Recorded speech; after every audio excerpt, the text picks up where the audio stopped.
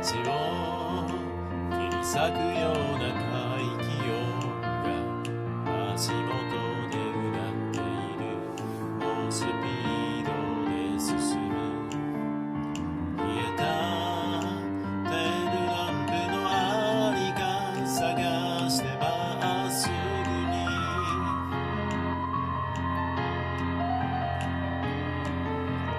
闇をスクラップにする強さでひた走る道路にはもう街灯さえないけれど、きっとヘッドライト一つあれば何もいらないな。歩きの下に埋もれた弱虫の声はいくら耳すましても聞こえやしないさ。追いかけてくる後悔が視界を塞ぐ前に追いついた未来の端っこで何度もあなたを救い出すよ。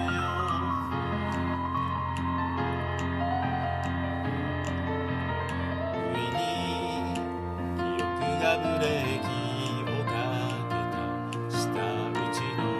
矛先は覗く込む未来と自分の理不尽なさに気づいてる時間などないのに、瓦礫の下から漏れた弱虫の声はいくら耳塞いでも痛いほど響いてた。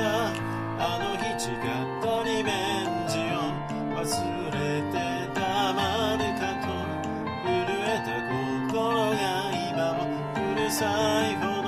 その名前を叫んでる。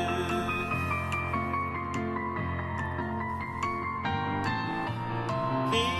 のぶって笑っていたあなたの両方拭うまで止ま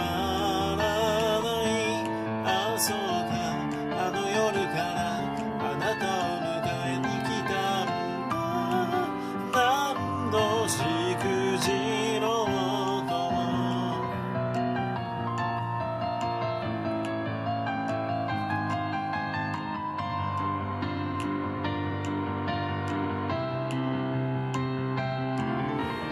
広ぶって笑っていたあなたの絶望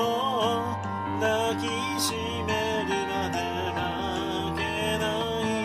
運命に殴られても痛くもかゆくもないと道路を駆け抜けてく。